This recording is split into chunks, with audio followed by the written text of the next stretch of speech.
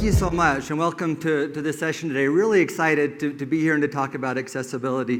This is something I just love to talk about. So after the session, grab me and talk to me, or later on through email, whatever it might be. First, before we just get started, just take a second and look around. At some of the other people in the room. The more I work in this field, the more I'm convinced that nobody has really figured out how to do this, everything about it. But so many people working in this area have a piece of the puzzle. And so look out for each other and bring up those conversations, ask what your neighbor is doing.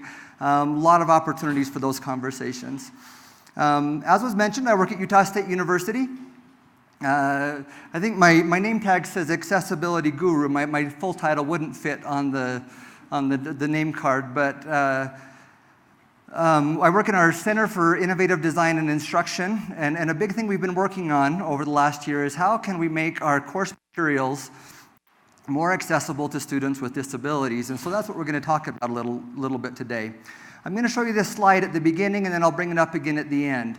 That URL at the top has a link where you can download my slides, as well as all of the links that will be brought up in this session. And so you're welcome to take pictures throughout or take notes, but know that everything's there. And any questions that come up or resources we mentioned in the session, we'll add them there later. So that's there, and don't worry too much about catching everything as it comes up. As we get started, I want to spend before we tackle the what and the how, a second, this question of why around accessibility. You know, whether you're brand new to the field or a long-time accessibility advocate, right now is just an incredible time to be involved in this conversation around how do we create more inclusive experiences for all of our students. And so as you think about why accessibility, now some of you may be here because you're worried or scared, you've heard about lawsuits happening or the legal risks that might be involved in this. And that's fair, and there's a good reason to be concerned about that and to be prepared. But there's so much more that comes with accessibility.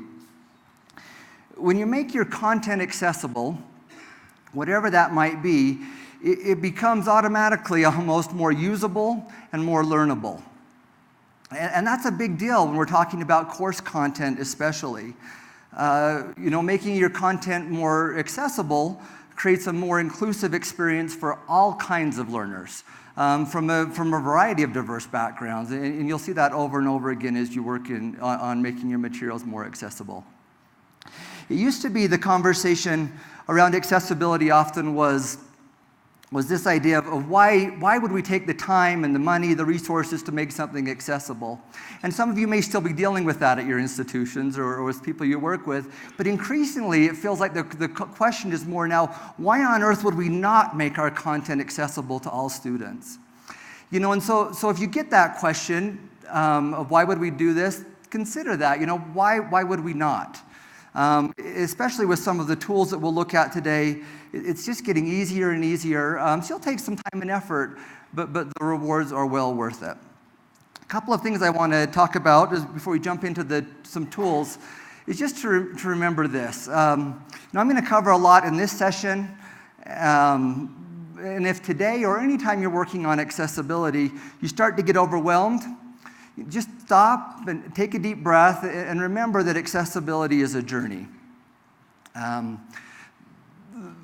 We don't so much talk about something being 100% perfectly accessible, but think of something being more accessible. It's a lot more important to get started than to nail down exactly what your destination is.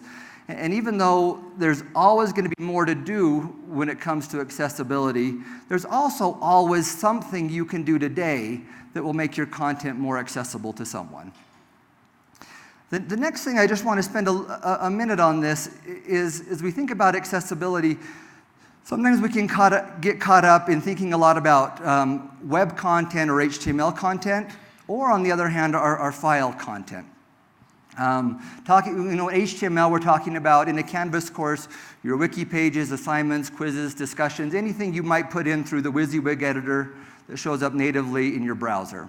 Files, on the other hand, Word documents, PDF documents, PowerPoint, whatever that might be, something that Instructure would upload into the file section generally, and that is downloaded or viewed through the doc viewer. And again, it's easy to get caught up sometimes in one or the other. And so just out of curiosity, we ran some numbers.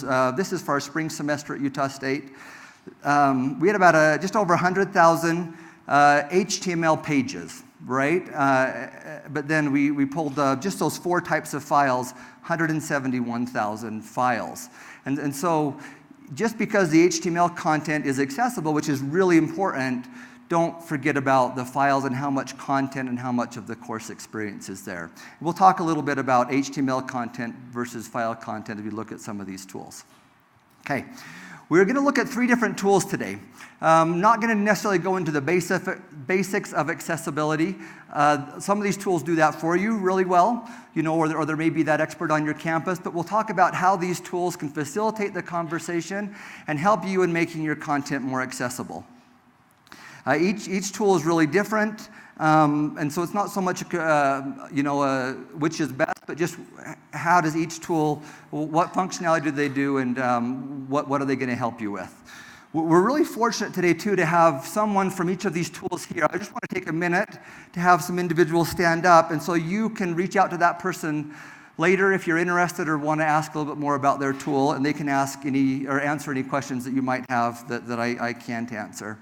First of all, design tools, built at Utah State, now available from a company called City Labs. Design tools is kind of a suite of tools that support the content, the development process. Kenneth Larson, if you could stand just for a moment, is the primary developer of design tools. Some of you may know it as Kenneth Ware. And Kenneth is here and happy to answer any questions. City Labs also has a booth in the partner pavilion. You can catch them and visit with them later as well. Next one is UDoIt. Many of you, if you're doing accessibility in the Canvas community, you've heard of UDoIt. Developed at the University of Central Florida. UDoIt is an open source project. We have today Jacob Bates. Here is the project lead on UDoIt and is here and available. They don't have a booth in the pavilion, but Jacob is a walking booth. He has the UDoIt sign on his backpack, stickers available, so grab Jacob and talk to him at any point. And then lastly, we have Ally. Recently purchased by Blackboard. Don't hold that against them. This is really a fantastic tool, as I think you'll soon see. They started with Canvas support, actually, provide a first-class experience there. Simon is with us from the United Kingdom all the way. He's come here. He's one of the founders of Ally. We're grateful to have him here. They also have a booth in the partner pavilion. You can stop by and chat with them. Again, all these links to these products are on that document where you can check it out. Most of them have demos or where you can contact them to get more information. Okay. Now, before we jump into each tool in depth, I want to take each of the tools does kind of a different set of things that they check or look at. All 3 of the tools solve this accessibility problem around alt text for images. And so I just want to we'll just look at each tool real quickly to get a little bit of a feel for what the user experience is, what they do, what they help you with around image alt text. The problem here is that an image is obviously not going to be accessible to a non-visual user.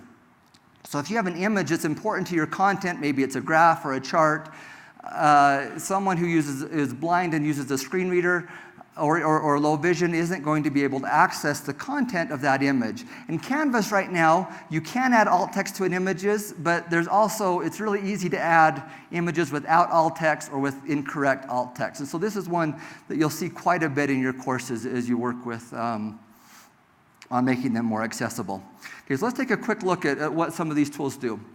First, we have design tools right here. Design tools, all of these are LTI tools. So you're editing a page, you'll open up design tools. On design tools, they just have a little check accessibility section where it will identify and pull out all of the images that are on that page, put them in that sidebar right there. And then right here, design tools can kind of recognize there is something in the alt text, but it's the actual file name. Again, that's what Canvas does by default, not very helpful, especially if it's a random set of characters.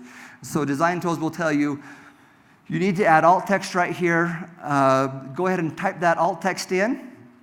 And as soon as you type it in, it automatically adds it into the HTML, and voila, you've got an accessible image. That's how Design Tools works with alt text. Next, we'll take a quick peek at UDoIt. UDoIt, a little bit different experience. It adds a menu to your sidebar. And so if you want to check your accessibility of a course, you'll click on the UDoIt button right down there at the bottom, which gives you the option to kind of select which content in your course you want to check for accessibility. And you can see they have all the different types here. I just want to check for pages for this demo. Click on that, and it'll give you a report. This particular report will tell you that there is a problem with an image that does not have alt text. Give you a little bit of information about that, some guidelines. And then it has a couple of options. One, you can view the source or look at the image that has the problem. And that second little green button is really a neat feature of UDoIt that you can click on and allows you to fix the image right there. And so you click on those. Again, you can see the image. It'll even show you right where the code is. But then click on the You Fix It button, and you can type the alt text right there in the tool. Click Submit, and again, the alt text is added to your image. Lastly, let's take a peek at Ally. Another tool, yet again, another different experience. This one, you don't go into the editing tool at all. As an instructor, as you're browsing your course materials, you'll simply see this little teeny icon right there attached to any image or file in the course. That icon will be red, orange, or green to give you an indication of how accessible it is. Click on that image, and a little sidebar will show up. That sidebar will give you kind of some instructions, what alt text is, why does it matter, how to do it. But then you type in the alt text right there into the box, click Add, or you can indicate the image is decorative if it doesn't have important content. As soon as you click Add, it'll give you some feedback that you've successfully added alt text to that image.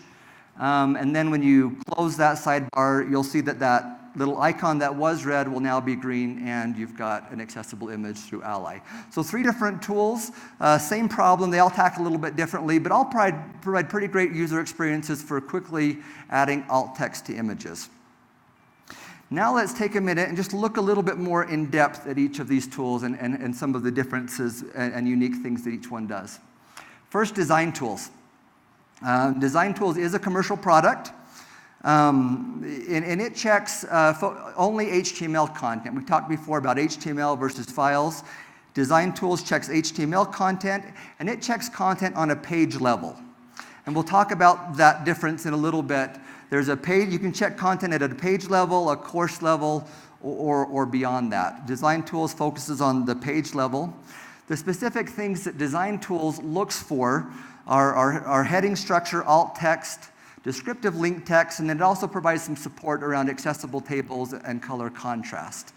And so while Design Tools isn't an accessibility product per se, it includes some fantastic features that instructors who are using the tool anyways can just kind of encourage and support them in creating accessible HTML content. One of the features we'll look at quickly on for Design Tools is this heading structure. Each of you and all of us, we use headings when we navigate a website. Sighted visual users, headings can help us to kind of identify what content's important or to scan through a page. A user who is blind would use the same thing. Heading structures provide the structure to the document and help them to navigate. What Design Tools does is kind of helps you identify if those headings are appropriately nested. And then if they're not, you can quickly use these arrows right here to make your heading, up or down. And then it'll give you that immediate visual feedback on how accessible those headings are. That's Design Tools. Again, it doesn't cover maybe the breadth of some of these other tools, but it's a solid product and addresses some really important accessibility issues. Next, we'll look at UDoIt. And again, if you've been around to InstructureCon, you've probably heard of this or spent time on the community. UDoIt is open source. You can download it today. They provide some easy instructions that you can install it. I had it installed in under an hour as I kind of set it up to test it out and try some things out. UDoIt does test HTML content. It'll also check file content. HTML files as content, if that makes sense. HTML files that are uploaded to a course, not within the browser itself, but they'll look at those files. They also check videos, which is really cool. We'll take a look at that in a minute. And UDoIT looks at things on a course level. It'll break it down to a page, but you'll look at an entire course at a time when you're auditing with UDoIT. Here are some of the things that they cover and help you to identify and fix in your course: heading structure, alt text, accessible tables, color contrast, making sure your links are descriptive, and then video captions. So you go into your course, you click the button to audit, and then you'll get a report something like this. It will show you each page, and then an idea of how many errors are each page, what suggestions they might have, where you need to look at something a little bit more, or how you might make it more accessible. Click on any of those, and it'll show you what the problem is and how you can fix it. A couple of examples. This first one is captioning for YouTube videos specifically. Some other video platforms are in the works, but this is a big deal. And so if you have a student, for example, who requires captioning and you know they sign up for a course, it can be a pretty tedious process to click through every page in that course. And then once you find a video, you have to click the captioning button to determine if captions are there, or if they're human, kind of professional captions, or auto-generated captions. UDoIT does that for you, helps you identify those videos and find out right where they are, and so you can know which ones you need to add captioning to. And that's how UDoIT does video captions. Another one they do is tables. And so if an instructor is using a data table in their course, those tables can be built in ways that are accessible or not accessible. UDoIT takes a look at that, identifies inaccessible tables, and then gives you a chance to fix it right there. A lot of times the issue with tables is just the need to have a heading on the first row or the first column. You can specify that in UDoIT. Again, click the submit button, and it pushes those changes right back to the HTML page. Lastly, with UDoIT, we'll look at color contrast. This is one that, again, can be fairly common. As instructors get creative with the WYSIWYG tools. This one is a kind of really blatant example. It's gray text you can barely see on a slightly grayer background. And that's a really obvious example, but there are a lot of times where somebody's using a background color with a font color that just is a little bit difficult to see. You have to squint, or maybe you're walking across campus on your mobile device. You have that glare. It can be really difficult if you don't have adequate color contrast for someone to use that, or again, especially for someone with low vision, perhaps. And so UDoIT does a great job here of helping you to identify the issue. And then right below that, they provide a fantastic tool where you can simply go in and lighten or darken the tool up a little bit until you get to an acceptable color contrast, or they have some other ways that you can kind of make that more readable. Click submit, and then you've got those fixes right back to the tool. So those are examples of some of the types of things that UDoIT does. Again, install the tool, or they have some great videos linked to on that page that kind of show more of the functionality of UDoIT. Next, we're going to take a look at Ally. Ally, again, is a commercial product, and their focus right now is just course files. So PDF content, PowerPoint, that type of thing. They are working on supporting HTML content sometime later this year. You can watch for that, and then it will be kind of a more encompassing tool that will provide that full experience. Ally is a little bit different. It provides, you can take a look at accessibility at a page level, an entire course level, or across an entire institution. We'll show just a little bit about some of how that reporting works. First of all, though, the checks that Ally does, I won't read through all of these, quite extensive. They have a number of different things they're looking for in your documents. A lot of these map to WCAG AA standards, similar to the other tools, as far as they're checking for accessibility. These are some of the things they're looking for in your video, or in your courses. Sorry, I just looked at video captions. That's something that Ally does not do yet, but will at some point in the future, actually. Okay, so Ally is really three tools in one, is at least the way that I've heard of it and kind of how we use it. The first one is a reporting tool to help you get an idea of where you're at. How are you doing accessibility-wise? Second, you have a feedback and remediation tool to help course creators with accessibility of their content. And lastly is one I get really excited about, that kind of automatically creates some alternate formats. We'll go over that one in just a minute. Let's look at each of these. First of all, on reporting. So here's just a couple of snippets from our reporting dashboard of Ally. This first one you can see here, it gives us a little bit of an idea of how we're doing across all the files for our entire institution semester to semester. So hopefully that's the kind of thing that's going up, right? But just seeing that data has been incredibly helpful to start some conversations and to help us recognize, are our efforts making, leading to more accessible content? The other thing that it can do, which is just interesting if nothing else, but it identifies all of the files across all of your courses. Here you can see for this semester we had 86,000 plus PDF files across all of our courses. And then you can kind of narrow in on that. It also then provides these reporting where it identifies all of the accessibility errors, again, across all of your different courses, and then categorizes those by severity. And so you have a severity, severe category, major, or minor, to help you focus on those things that are going to be the biggest problems that you should look at first. On this one, for example, it then also shows you the number of those and how big the problem is.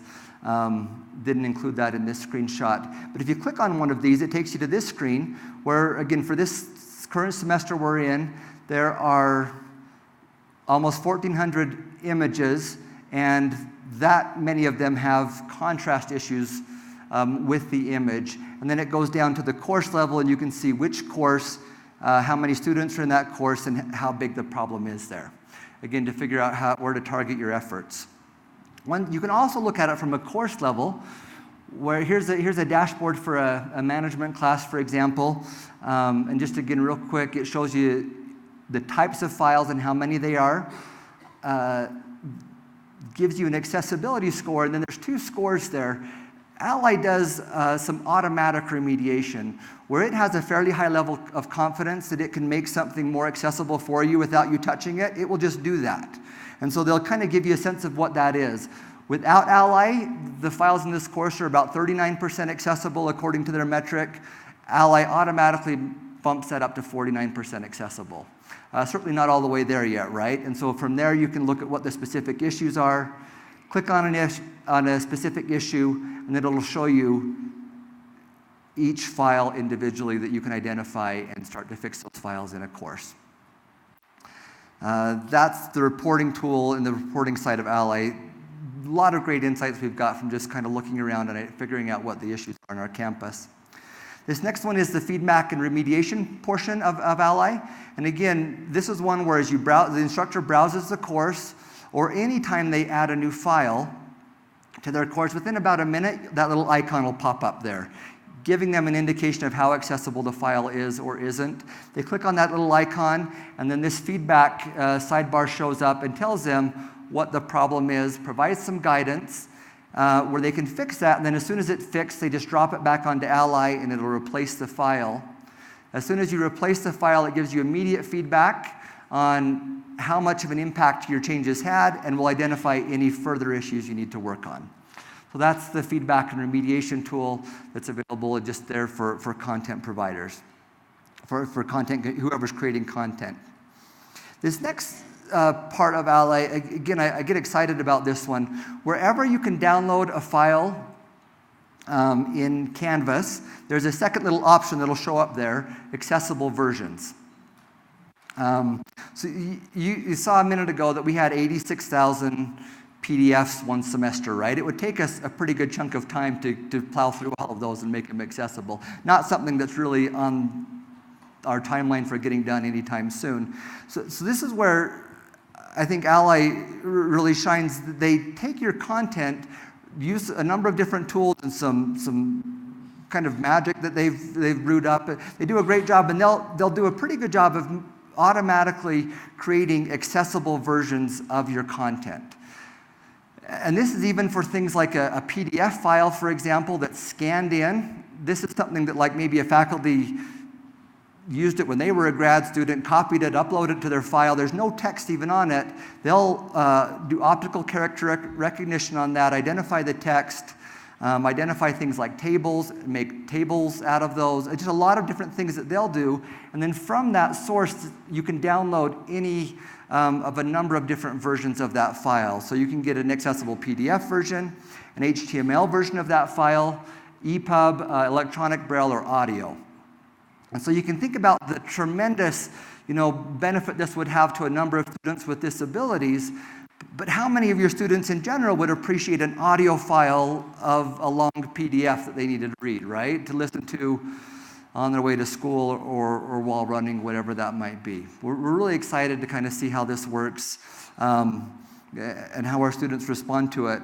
But again, just select whatever version you want, click download. It takes a minute or two to create the file, but then that file will download. And you have, whether it started as a PDF file, a Word document, whatever, it'll then convert it to this format and you can download it. So that's an overview of these 3 tools. Maybe, I'm going to go through a few more slides, then we'll have some time for questions. As we've gone through this stuff, well, one thing I would just note about this, it isn't a perfect version you're getting back, right? It's good, though, and it's getting better and better over time, and it's good enough for a lot of use cases and for a lot of needs. As we've gone through this process and trying out different tools and processes, we figured some things out, but we've also had some big questions that have come up that we're working through, and I don't know where we'll land. One of those is even with a really good tool or a great user experience, what can we really expect of faculty? Some faculty or instructors are just excited to do this, and they want to learn whatever it takes, and they're going to really appreciate this. But others are just going to be another little icon to ignore, or whatever that might be. And so we're kind of figuring that out as we encourage more accessible materials. What content is most important? With so many different types of content, we have to do some prioritization on which things to tackle first. This last question is one I'm really excited about, but just really recognizing the relationship of accessibility to usability. Here's a picture of a pig. We're all familiar probably with the saying that you put lipstick on a pig, and it's still a pig, right?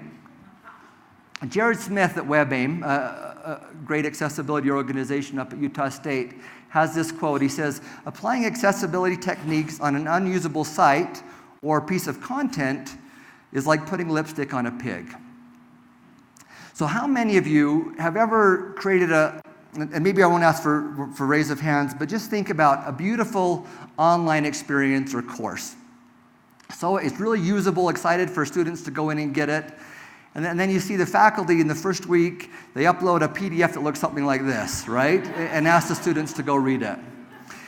Now, it's possible to take a PDF like that and make it accessible, but it doesn't necessarily mean it's usable.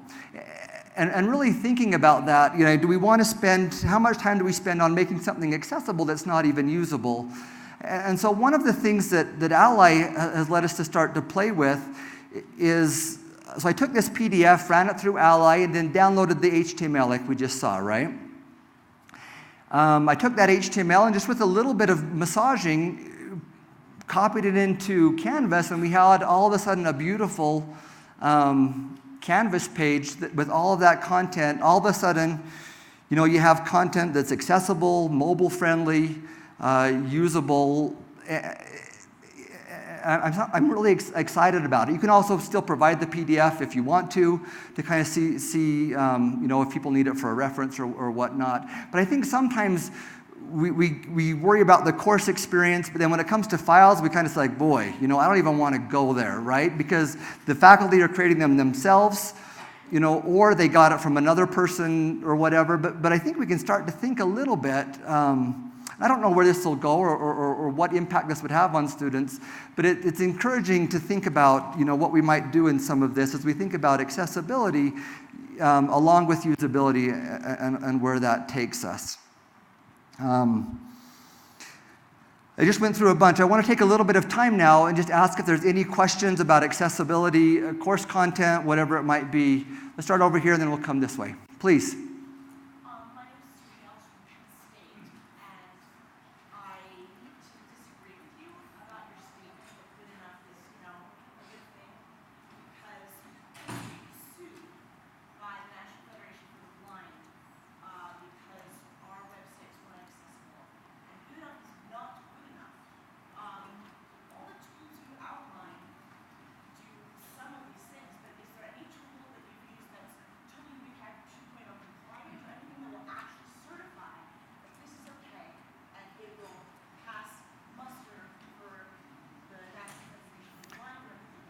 Great question. So the comment is disagreeing that good enough is good enough, and asking, is there any kind of organization or body or tool that is certified as having a guarantee that if you use this or if you follow this process, that you're going to be okay and you will have zero legal risk?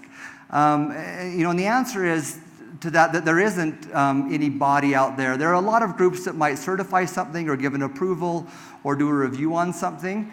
I don't know of a tool out there that will take care of every accessibility problem that you can imagine. I think a really important thing is just to remember that idea that accessibility, again, is a journey.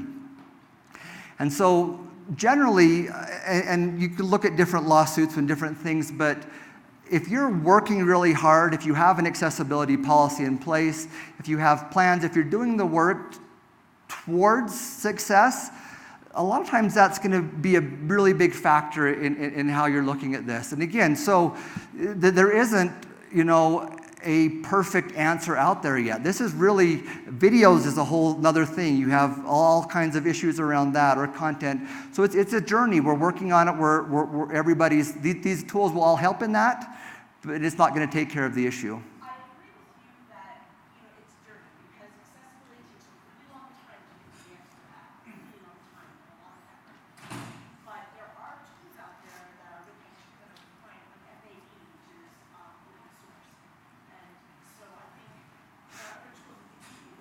Yeah. Well, sure, there are a number of other tools and suites available. I don't know if there's anything that integrates with Canvas as well as these do. These are Canvas LTI tools specifically, and so that's a big factor on this. All of these tools either are compliant as far as the actual user experience or are working towards that, and they also all measure against that WCAG AA standard that is kind of the agreed upon standard for how accessible our materials need to be to provide a pretty good use case and keep you out of trouble. Let's go here, and then I'll tackle you, please. Christopher, I know at Utah State University we get contacted by our Disability Resource Center when an instructor is notified that they have someone who's going to be in their class with a disability.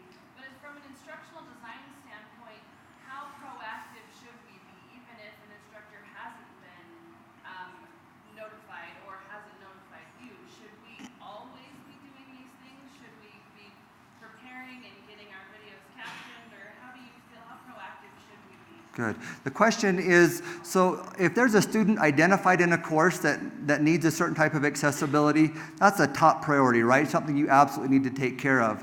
Outside of that, how proactive should we be in making sure our courses are fully accessible as we develop them without knowing if there will be a real need in that for it to be accessible? That's a complicated question that we could talk about, for a long time. It's going to depend some on your bandwidth and your maturity of where you're at on that. I think you also look at some types of accessibility. Things are a lot easier to do than others. For example, making a PDF file fully compliant can take a little bit of time. You have to, scan it maybe and tag it, and there's all types of things you do. That's something that, and again, if you can do that and you're able to, fantastic. But if not, maybe you want to start out by making sure your PDF is just readable, or that the text on your page doesn't have, has an adequate color contrast. So there's a lot of these things that are kind of universal design principles that you would want to keep in mind that absolutely should be applied to every course. Again, more accessible, more usable, more learnable. And then as you're able to, or as you have the bandwidth, I think the more of these issues that you can tackle, the better off you're going to be. The less work it will lead down the road. Thank you. My question is, I noticed on the Ally tool and the You Do It tool that was either in the navigation or part of the content page. Is that something the student sees, or is that only on the instructor? Good question. Right now, each of these tools are only available to instructors. Is that the case for You Do It as well, I assume? Yes. And so only instructors have access to these tools to be able to see there. Now, on the Ally side, that accessible versions, it does insert that in there that would be part of the student experience. Otherwise, students aren't seeing any of this. Thank you. Please.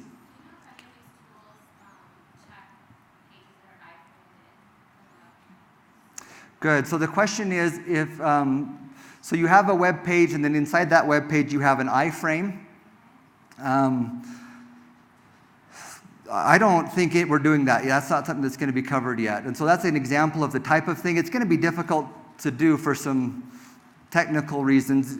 Potentially, I mean, yeah, it's a tricky issue that maybe you could look at, for example, whether the iframe itself is accessible, if it has a title or something, but yeah, I don't think that's something. So that's an example of the type of accessibility issue that maybe just is going to be difficult to cover right now. Let's go here, and then.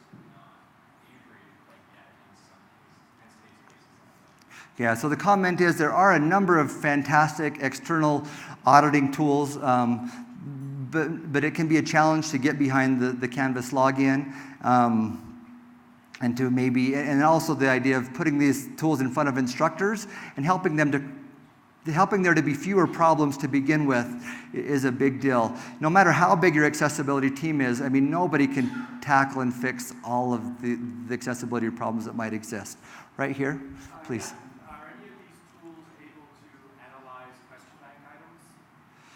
I believe, let me refer to Jacob from UDoIt on that one. I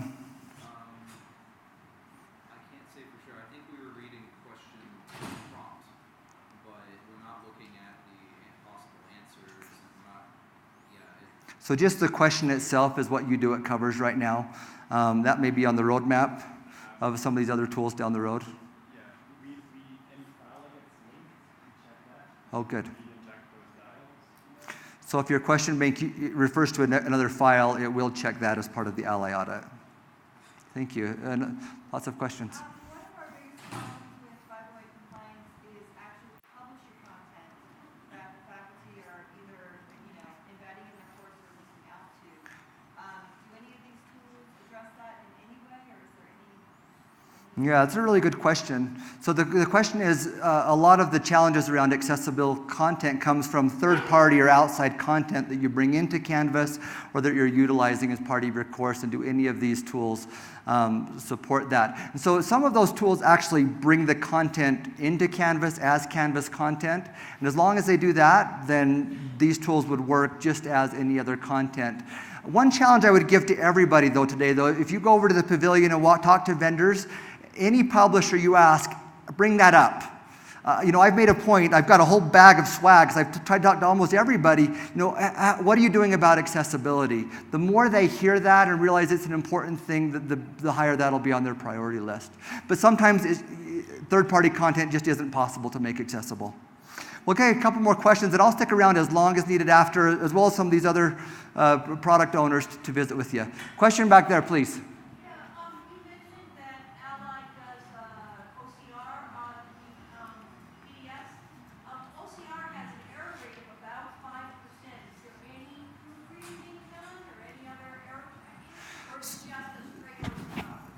I'll refer to Simon. They use an external tool, but. It's an automatic OCR process, and there is a range. So depending on the SKU and the amount of grain you have in your PDF, there will be error rates.